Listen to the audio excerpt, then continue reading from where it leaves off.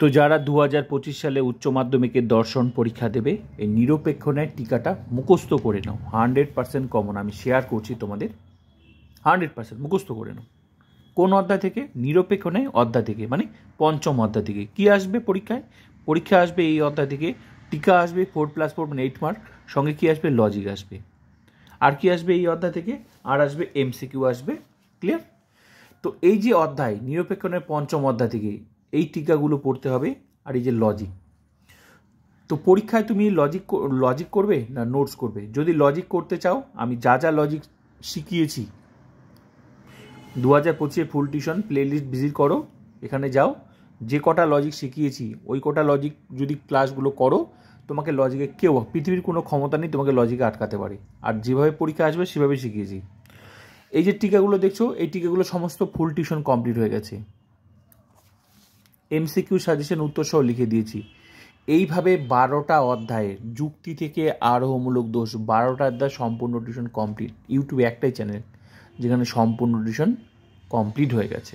যদি তোমার 80-তে 80 পাওয়ার ইচ্ছে আছে, ফুল টিউশন পরীক্ষার আগে দেখে নেবে, মিলিয়ে নেবে অধ্যায় ধরে ধরে তুমি সেগুলো পড়েছো কি না। ক্লিয়ার?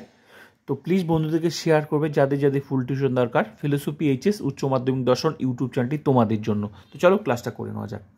নিরপেক্ষ ন্যায় উত্তর: যে অবরোহ মাধ্যম অনুমানে পরস্পর সংযুক্ত দুটি আশ্রয়বাক্য থেকে বিধিসঙ্গতভাবে সিদ্ধান্ত অনিবার্যভাবে নিঃসৃত হয় সেই অনুমানকে ন্যায় অনুমান বলে। দাঁড়ি নিরপেক্ষ ন্যায়ের 3টি বচন থাকে: প্রধানাশ্রয়বাক্য, অপ্রধানাশ্রয়বাক্য, সিদ্ধান্ত। দাঁড়ি যেমন প্রধান, প্যারা চেঞ্জ করে প্রধানাশ্রয়বাক্য তো হাইপেন দিয়ে লিখবে সকল মানুষ হয় মরণশীল এ বচন। অপ্রধানাশ্রয় বাক্যে লিখবে সকল দার্শনিক হয় মানুষ। যেভাবে লিখেছি সেভাবে লিখবে এ বচন। সিদ্ধান্ত সকল দার্শনিক হয় মরণশীল জীব এ বচন। এটা একটু ব্যাখ্যা করবে, নিচে প্যারা চেঞ্জ করে লিখবে এখানে যে প্রধান আশ্রয় বাক্য আছে তার অপর নাম সাধ্য আশ্রয় বাক্য। আবার যে অপ্রধান আশ্রয় বাক্য আছে, এখানে যে প্রধান আশ্রয় বাক্য আছে তার নাম সাধ্য আশ্রয় বাক্য।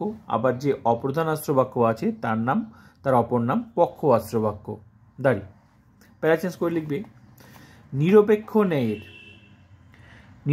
ন্যায়ের 3টি পদ আছে: সাধ্যপদ, পক্ষপদ, হেতুপদ। প্রত্যেকটি পদ 3টি বচনে দুবার করে ব্যবহৃত হয়। সাধ্যপদ সিদ্ধান্তের বিধেয়স্থানে এবং সাধ্য আশ্রয়বাক্যের উদ্দেশ্য অথবা বিধেয়স্থানে থাকে। দাঁড়ি পক্ষপদ সিদ্ধান্তের উদ্দেশ্যস্থানে ও পক্ষ আশ্রয়বাক্যের উদ্দেশ্য বা বিধেয়স্থানে থাকে। দাঁড়ি হেতুপদ প্রধান আশ্রয়বাক্য এবং অপ্রধান আশ্রয়বাক্যের যে কোনো স্থানে থাকতে পারে, কিন্তু সিদ্ধান্তে হেতুপদ থাকে না।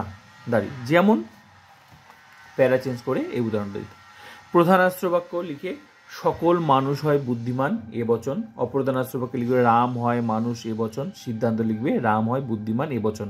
নিচে লিখবে এখানে রাম সমান সমান পক্ষপদ এস, কমা দিয়ে বুদ্ধিমান সমান সমান সাধ্যপদ পি এবং মানুষ সমান সমান হেতুপদ এম। ব্যাস, এই টিকা কমপ্লিট।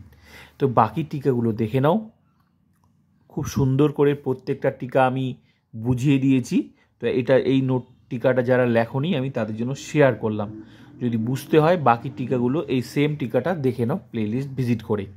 আর লজিক, ফিলোসফিতে তুমি লজিক কোন অধ্যায়ে লজিক বুঝতে পারছো না তুমি দেখে নাও। প্রত্যেকটা অধ্যায় যেমন নিরপেক্ষণে সাজানো আছে এইভাবে প্রত্যেকটা অধ্যায় ক্লাস করে দিয়েছি। তুমি আমার চ্যানেলে ক্লাস করবে আর লজিক পারবে না, হতে পারে না।